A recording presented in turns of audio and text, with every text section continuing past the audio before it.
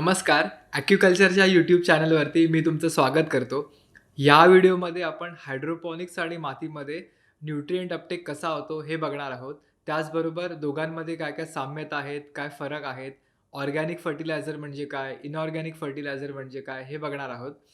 भरपूर वेळा काय होतं की लोकं हायड्रोपॉनिक्सबद्दल जेव्हा चर्चा करतात, तेव्हा माती हा विषय वगळतात.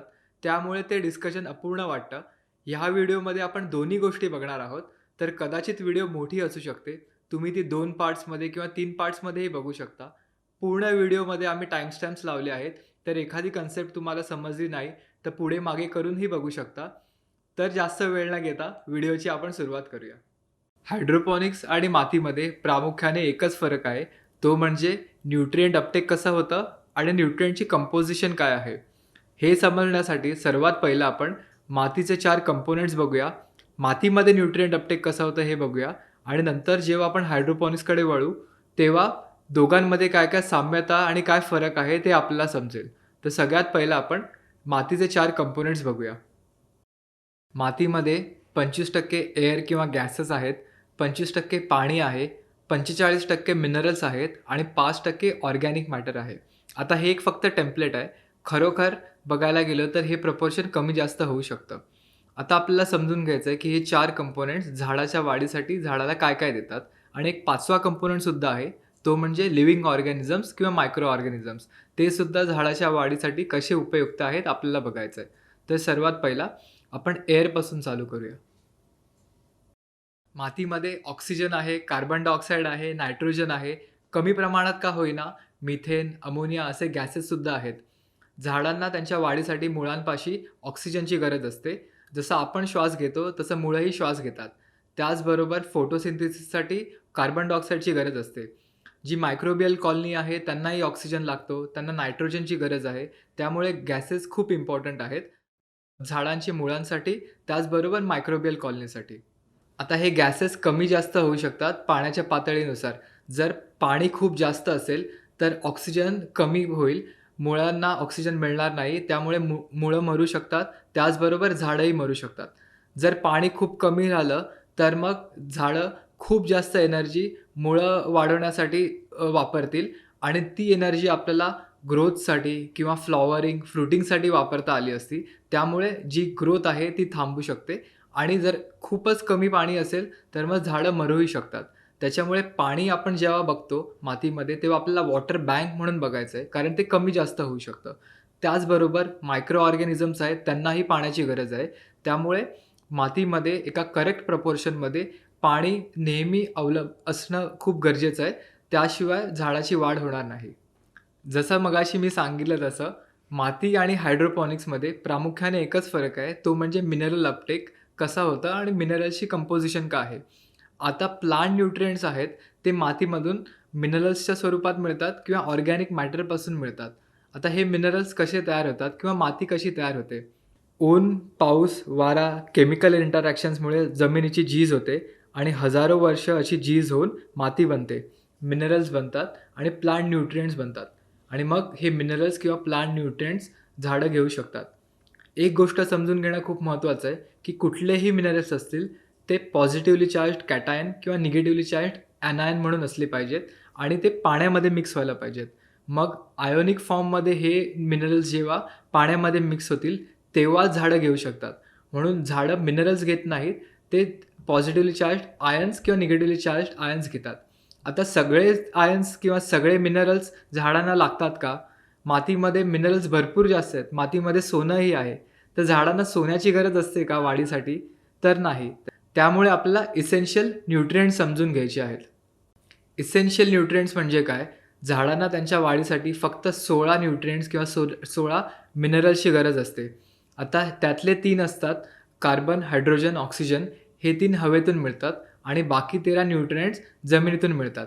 मग त्याच्यामध्ये nitrogen, phosphorus, potassium, calcium, magnesium, sulphur, iron, boron, molybdenum, copper, magnesium, zinc, chlorine असे न्यूट्रिएंट्स येतात. आता ह्यांना आपण इसेन्शियल न्यूट्रिएंट्स का म्हणतो? इसेन्शियल न्यूट्रिएंटशिवाय झाडाची वाढ होणार नाही. ह्याच्यातला एक जरी न्यूट्रिएंट मिसिंग असेल तर झाड वाढणार नाही. बाकी काही नसेल तरी चालेल, म्हणजे बाकी कुठलेही मिनरल्स नाही मिळाले तरी चालेल, पण हे 16 खूप गरजेचे आहेत. म्हणजे फॉर एक्झाम्पल सिलिका आहे. सिलिका जर मातीमध्ये नसेल तर काही प्रॉब्लेम नाही. पण जर कॅल्शियम नसेल तर झाड वाढणार नाही. कितीही तुम्ही नायट्रोजन द्या, कितीही फॉस्फरस द्या, कितीही पोटॅशियम द्या, पण बोरॉन दिला नाही तर झाड वाढणारच नाही. त्याच्यामुळे आपण त्यांना इसेन्शियल न्यूट्रिएंट्स म्हणतो, कारण त्याशिवाय झाड वाढणारच नाही. 4th कंपोनंट आहे मातीचा, तो म्हणजे ऑर्गॅनिक मॅटर. ऑर्गॅनिक मॅटर म्हणजे काय? डिकंपोझिशन जेव्हा होतं तेव्हा ते वेगवेगळ्या स्टेजेसमध्ये असतं. तर कुठल्याही स्टेजमध्ये जेव्हा डिकंपोझिशनचा जो घटक आहे किंवा जो प्रॉडक्ट आहे त्याला आपण ऑर्गॅनिक मॅटर म्हणतो. मग ते ॲनिमल डिकंपोझिशन असू शकतं, एखादा इन्सेक्ट मेलेला असेल किंवा कुठल्याही प्राण्याचा मृतदेह असू शकतो, प्लांट डिकंपोझिशन असू शकतं, पडलेलं पान, पडलेली फांदी, मेलेली मुळं असं. तर ह्या सगळ्यांना आपण ऑर्गॅनिक मॅटर म्हणतो. आता हे ऑर्गॅनिक मॅटर मातीसाठी खूप महत्त्वाचं आहे. कारण ते मातीचं स्ट्रक्चर मेंटेन ठेवतं.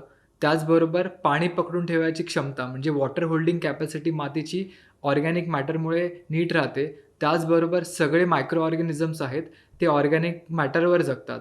त्यामुळे ऑर्गॅनिक मॅटर खूप महत्त्वाचं आहे. आता प्रश्न असा पडतो, मी मगाशी सांगितलं की झाडांना आयोनिक फॉर्ममध्ये मिनरल्स लागतात.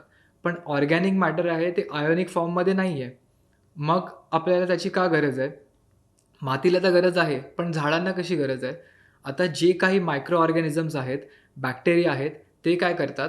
ऑर्गॅनिक मॅटरला डिकंपोज करतात आणि त्याचं आयोनिक फॉर्ममध्ये प्लांट न्यूट्रिएंट्स म्हणून झाडांना अवेलेबल करून देतात.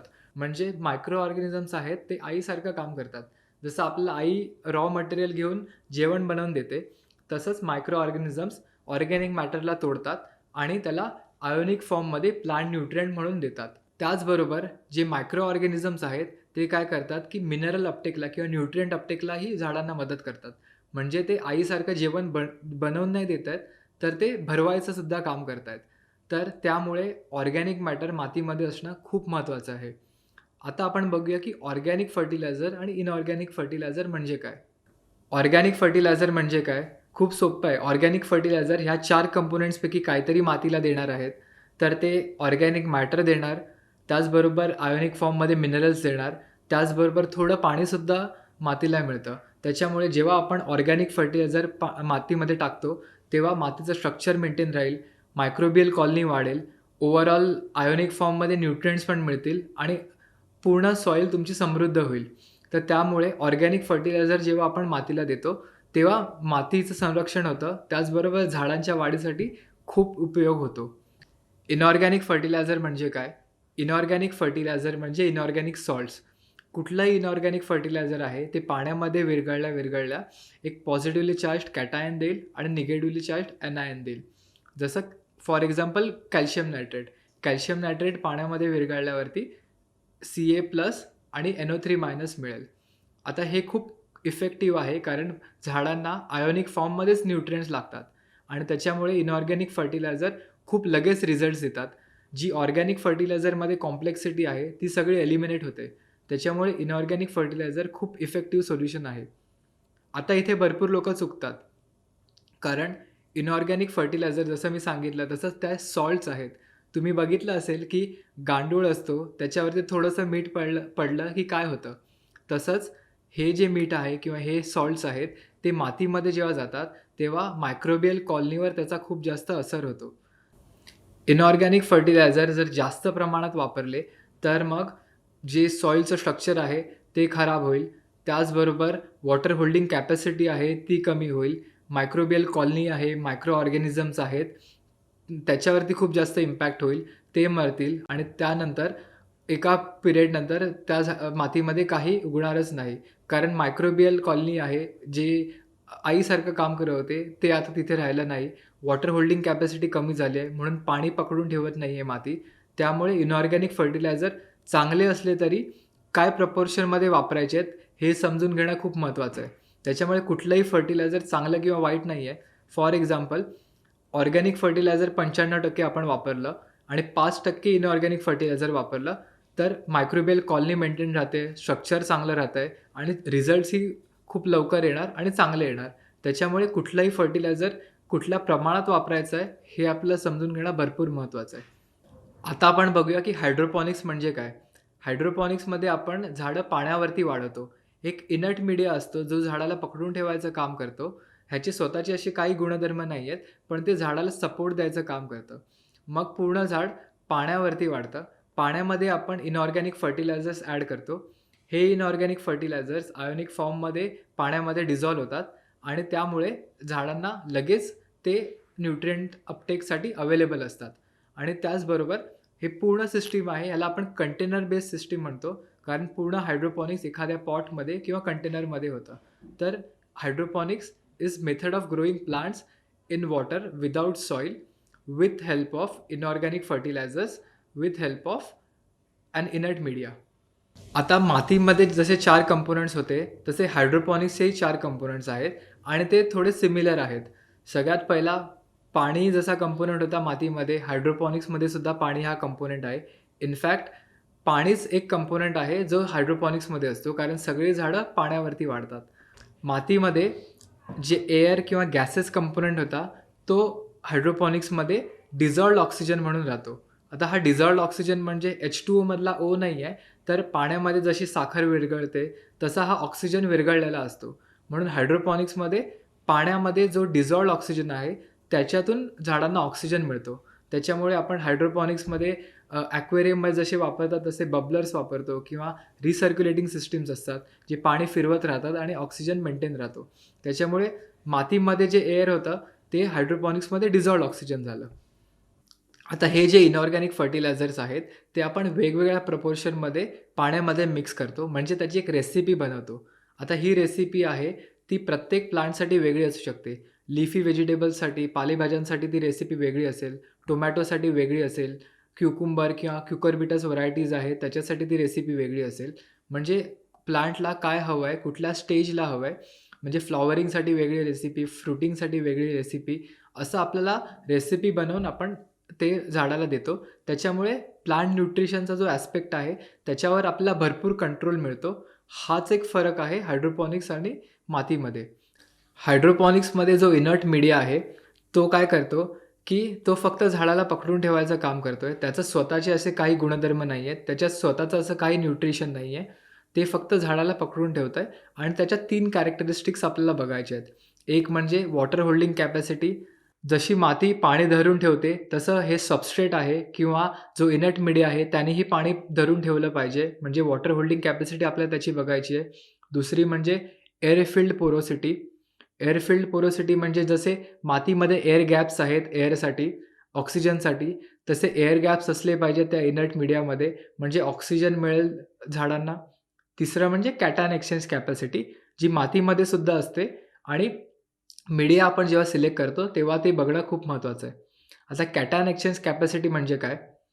मातीचा क्ले पार्टिकल आहे तो युजुअली निगेटिव्हली चार्ज्ड असतो आणि त्याच्या भोवती पॉझिटिव्हली चार्ज्ड आयन्स असतात आणि झाडाचं जे मूळ आहे त्याला पॉझिटिव्हली चार्ज्ड हायड्रोजन आयन चिकटून असतात आणि जेव्हा हे दोघं कॉन्टॅक्टमध्ये येतात तेव्हा हायड्रोजन आयन प्लांट रूट मातीला देतं आणि मातीमधला जो क्ले पार्टिकल आहे तो पॉझिटिव्हली चार्ज न्यूट्रिएंट रूटला देतो. म्हणजे एक एक्सचेंज होतो कॅटायन्सचा. ह्याला कॅटायन एक्सचेंज कॅपॅसिटी म्हणतात. हा एक फॅक्टरसुद्धा आपल्याला मीडिया सिलेक्शनसाठी बघायचा आहे. तर मीडिया फक्त झाडाला पकडून ठेवायचं काम करतं आहे आणि मातीमध्ये जसं एन्व्हायर्नमेंट असेल तसं एन्व्हायर्नमेंट प्रोव्हाईड करायचं काम करतं आहे. मातीमध्ये जो ऑर्गॅनिक कंपोनंट आहे, ऑर्गॅनिक मॅटर, ते हायड्रोपॉनिक्समध्ये आपल्याला दिसत नाही, कारण त्याची हायड्रोपॉनिक्समध्ये गरज नाही आहे. ऑर्गॅनिक मॅटर काय करतं, सॉईलचं स्ट्रक्चर मेंटेन ठेवतं, पण हायड्रोपॉनिक्समध्ये मातीच नाही आहे. दुसरी गोष्ट म्हणजे वॉटर होल्डिंग कॅपॅसिटी वाढवतं. हायड्रोपॉनिक्समध्ये सबस्ट्रेट ते काम करतं आहे. तिसरी गोष्ट म्हणजे ते मायक्रो ऑर्गॅनिझमचं घर आहे, जे त्यांना राहायला जागा देतं. त्याच्याचबरोबर डिकंपोझिशनसाठी त्यांना मदत करतं. पण हायड्रोपॉनिक्समध्ये त्याची आवश्यकता नाही आहे, कारण सगळे न्यूट्रिएंट्स आहेत ते ऑलरेडी आयोनिक फॉर्ममध्ये अवेलेबल आहेत. त्याच्यामुळे हायड्रोपॉनिक्समध्ये ऑर्गॅनिक मॅटरची काहीच आवश्यकता नाही आहे. तर हे 4 कंपोनंट्स झाले हायड्रोपॉनिक्स आणि मातीचे. आता आपण बघूया की दोन्ही टेक्नॉलॉजीजमध्ये काय फरक आहेत आणि काय साम्यता आहे ह्या 4 कंपोनंट्सवरून. सगळ्यात पहिलं आपण बघूया की हायड्रोपॉनिक्स आणि मातीमध्ये प्लांट न्यूट्रिशन ॲस्पेक्टने काय काय फरक आहेत. मातीमध्ये काही न्यूट्रियंट्स असू शकतात पण ते कदाचित मिळणार नाहीत. पी-एच कमी जास्त असू शकतो, वॉटर स्ट्रेस असू शकतं, अँटागोनिझम असू शकतं किंवा मग भरपूर ॲस्पेक्ट आहेत. त्याच्यामुळे कदाचित असूनसुद्धा ते मिळणार नाही. हायड्रोपॉनिक्समध्ये असं होत नाही. हायड्रोपॉनिक्समध्ये प्लांट डेफिशियन्सीज आपल्याला दिसत नाहीत. जर एखादा न्यूट्रिएंट कमी पडतोय, तर तो आपल्या रेसिपीमध्ये कमी आहे, म्हणून तो कमी पडतोय. मग आपण दुसऱ्या दिवशी ती रेसिपी बदलून तो प्लांट न्यूट्रिशन ॲड करून देऊ शकतो. हा खूप जास्त फरक आहे. ह्याच्यामुळे आपण जेव्हा कमर्शियली झाडं ग्रो करतो किंवा प्लांटेशन करतो, तेव्हा खूप जास्त कंट्रोल आपल्याला मिळतो. हा जो कंट्रोल आहे त्याच्यामुळे झाडांची वाढ हायड्रोपॉनिक्समध्ये जास्त चांगली होते किंवा झाडं फास्ट ग्रो होतात. का? कारण झाडांना नेहमी मुळापाशी पाणी मिळतं, त्याचबरोबर आयोनिक फॉर्ममध्ये मिनरल्स मिळतात. हा जो डिफरन्स आहे, तोच खूप मोठा डिफरन्स आहे मातीमध्ये आणि हायड्रोपॉनिक्समध्ये. त्याच्यामुळे हायड्रोपॉनिक्समध्ये झाडांची वाढ लवकर होते. तर फास्टर ग्रोथ भरपूर लोकं म्हणतात, पण ते का? हे त्याचं रिझन आहे. दुसरी गोष्ट म्हणजे सॉइल सायन्समध्ये एक लॉ आहे, तो म्हणजे law of minimum. Law of minimum काय सांगतो, की मातीमध्ये कदाचित तुमच्या नायट्रोजन करेक्ट प्रपोर्शनमध्ये असेल, भरपूर पोटॅशियम असेल, भरपूर कॅल्शियम असेल, पण त्याचा यील्डवर इफेक्ट होणार नाही. ओव्हरऑल यील्ड आहे, त्याच्यावर काय इफेक्ट करतं? जे कमी पडतंय ते, म्हणजे लिमिटिंग फॅक्टर. मग मातीमध्ये जे काही कमी असेल किंवा जे लिमिटिंग फॅक्टर आहे, त्याच्यावरून ओव्हरऑल यील्ड किती येणार हे डिफाईन होतं. त्याच्यामुळे जे करेक्ट प्रपोर्शनमध्ये आहे, ते मॅटर नाही करत. जे कमी पडतंय त्याच्यावरून यील्ड डिफाईन होते. आता हायड्रोपॉनिक्समध्ये काय आहे, की हायड्रोपॉनिक्समध्ये आपण सगळं मोजून मापून देतोय ना, त्याच्यामुळे कधीच काही कमी नाही पडत. म्हणून लिमिटिंग फॅक्टर्स सगळे एलिमिनेट होतात. त्याच्यामुळे हायड्रोपॉनिक्समध्ये परत आपल्याला जास्त चांगली ग्रोथ दिसते. मातीमध्ये आपल्याला भरपूर लॉकअप इफेक्ट्स दिसतात.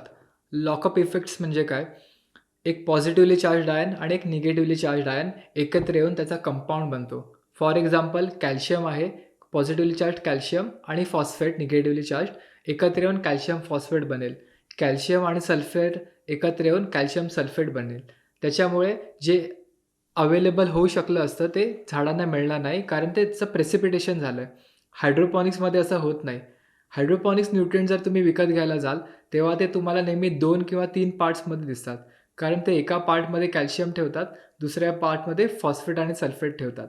म्हणून मग जेव्हा आपण न्यूट्रिएंट सोल्युशन बनवतो, तेव्हा ते खूप कमी कॉन्सन्ट्रेशनमध्ये असतं. त्याच्यामुळे लॉकअप इफेक्ट दिसून नाही येत. हायड्रोपॉनिक्समध्ये थोडंसं प्रेसिपिटेशन होऊ शकतं, पण लॉकअप इफेक्ट मातीच्या कंपॅरिझनमध्ये भरपूर कमी आहे. जे काही न्यूट्रिएंट्स आहेत माती किंवा हायड्रोपॉनिक्समध्ये, त्याच्यात अँटागोनिझम आणि सिनर्जिझम आपल्याला दिसतं. सिनर्जिझम म्हणजे काय? 2 न्यूट्रिएंट आपण जेव्हा एकत्र देऊ, तेव्हा यील्ड वाढते. फॉर एक्झाम्पल कॅल्शियम आणि सिलिका जर आपण एकत्र देऊ, कारण दोघं एकसारखंच काम करतायत, तर आपल्याला चांगले रिझल्ट्स मिळतील. व्हर्सेस अँटागोनिझम म्हणजे काय?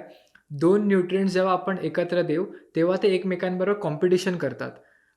फॉर एक्झाम्पल कॅल्शियम आणि मॅग्नेशियम दोन्ही पॉझिटिव्हली चार्ज्ड आयन आहेत. दोघांचा चार्ज 2+ आहे.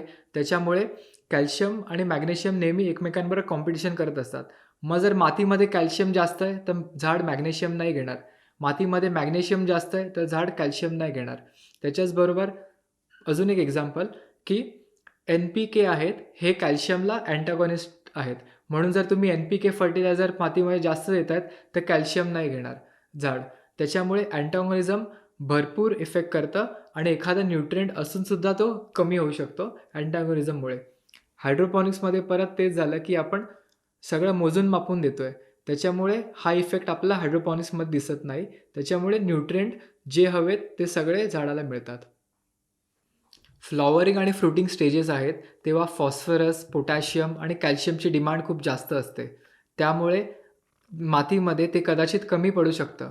मातीमध्ये आपण फोलियर स्प्रे वापरतो, पण फोलियर स्प्रेचा एवढा इम्पॅक्ट नाही होणार, जेवढा ते रूट्सपासून झाडं घेऊ शकतात.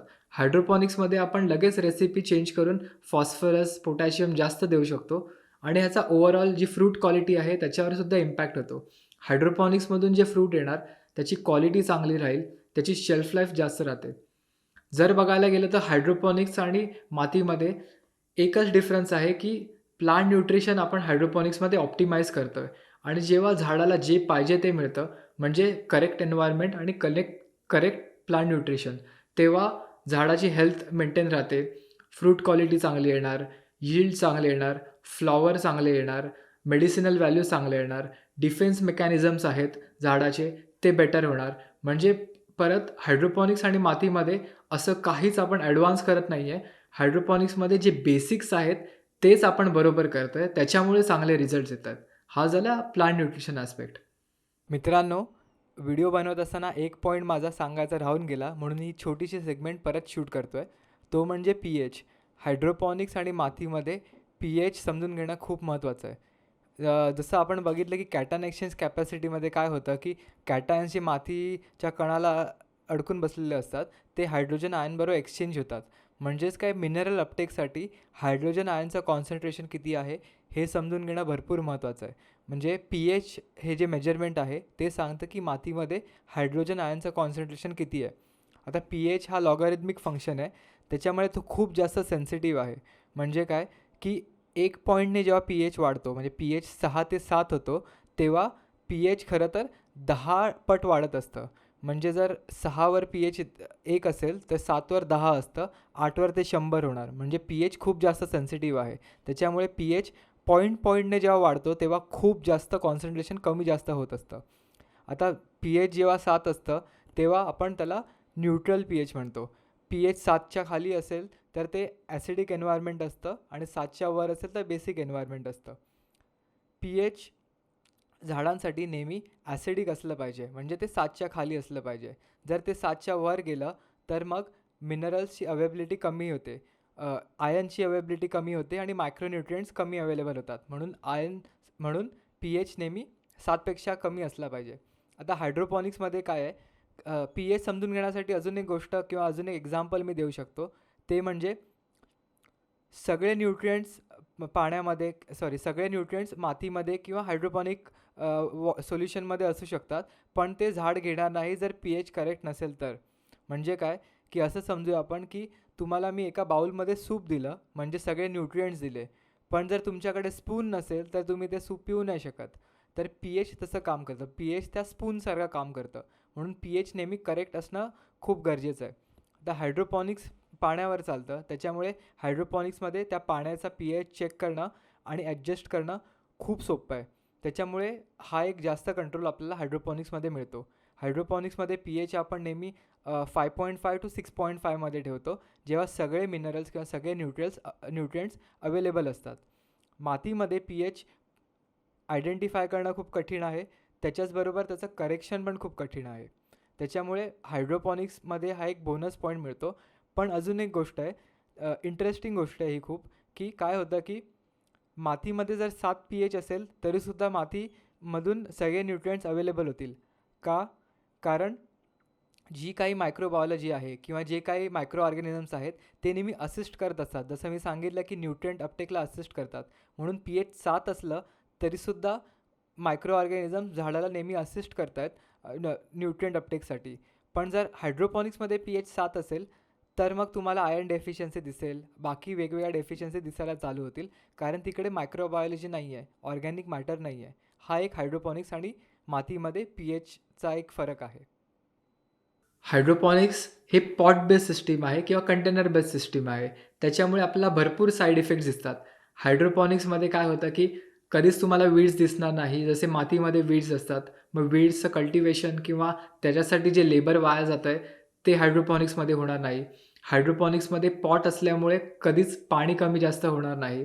त्याचबरोबर जे काही सॉईल बॉर्न डिसीजेस आहेत ते पॉट बेस्ड हायड्रोपॉनिक्स केल्यामुळे एलिमिनेट होतात. त्याच्याचबरोबर मातीमध्ये जे काही इन्सेक्ट्स असतील ते हायड्रोपॉनिक्समध्ये दिसणार नाही. त्याचबरोबर प्लांट स्पेसिंगवर भरपूर इफेक्ट होतो. मातीमध्ये जेव्हा आपण झाड ग्रो करतोय तेव्हा 2 लिमिटिंग फॅक्टर्स आहेत. एक म्हणजे प्लांट स्पेसिंग आणि प्लांट न्यूट्रिशन. म्हणून झाड थोडं आपल्याला लांब लावावं लागतं. पण हायड्रोपॉनिक्समध्ये फक्त सनलाईट लिमिटिंग फॅक्टर राहतो. त्याच्यामुळे झाड आपल्याला जास्त हाय डेन्सिटी प्लांटेशन करता येतं किंवा हायड्रोपॉनिक्समध्ये व्हर्टिकल फार्मिंग पॉसिबल आहे. त्याच्यामुळे सुद्धा हाय डेन्सिटी प्लांटेशन करता येतं. त्याच्यामुळे ओव्हरऑल पॉट बेस्ड सिस्टीम असल्यामुळे ग्रोथ वाढते आणि जे काही निगेटिव्ह साईड इफेक्ट्स आहेत ते सगळे एलिमिनेट होतात. हायड्रोपॉनिक्समध्ये मातीपेक्षा कमी रिसोर्सेस लागतात.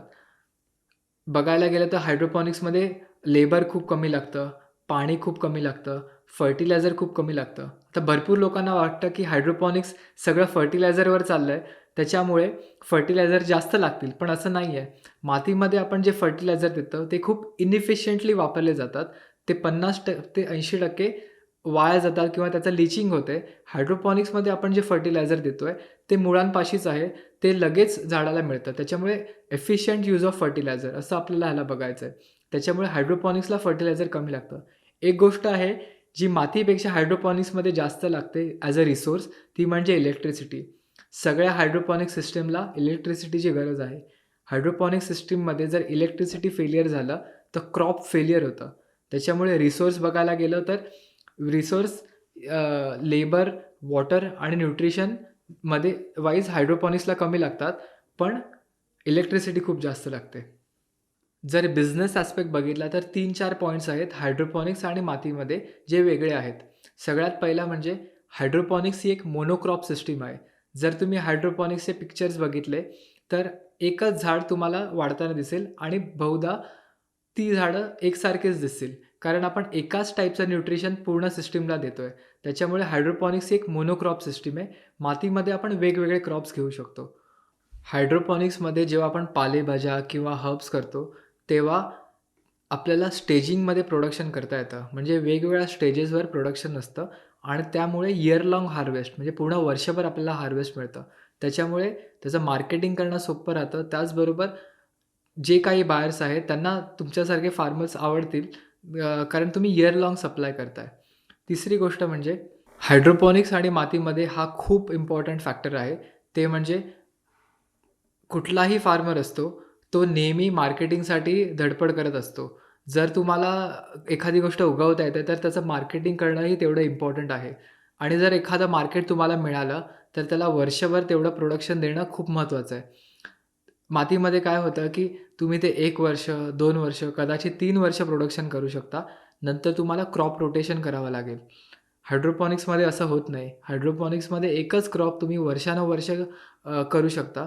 त्याच्यामुळे क्रॉप रोटेशन नसल्यामुळे हायड्रोपॉनिक्समध्ये खूप कंटिन्युअस बिझनेस तुम्हाला मिळतो. आता हायड्रोपॉनिक्स आणि मातीमध्ये काय-काय सिमिलॅरिटीज आहेत. सगळ्यात पहिली गोष्ट म्हणजे माती किंवा हायड्रोपॉनिक्स आपण म्हणतोय, तेव्हा जमिनीखाली काय होतंय हे बोलतोय आपण. जमिनीवर काय एन्व्हायर्नमेंट आहे त्याच्याबद्दल आपण चर्चा करत नाही आहोत. म्हणजे टेम्परेचर, ह्युमिडिटी आणि सनलाईट. ह्या 3 गोष्टी प्रत्येक झाडाला हायड्रोपॉनिक्स आणि मातीमध्ये सिमिलर वेमध्ये अफेक्ट करणार. म्हणजे सनलाईट कमी असेल तर हायड्रोपॉनिक्समध्ये पण झाड नाही वाढणार, ते मातीमध्ये पण नाही वाढणार. त्याच्यामुळे जे जमिनीवर होतंय ते दोघांसाठी सारखं आहे. दुसरी गोष्ट म्हणजे पेस्ट्स. हायड्रोपॉनिक्स आणि मातीमध्ये पेस्ट मॅनेजमेंट आपल्याला एकसारखंच बघायचं आहे.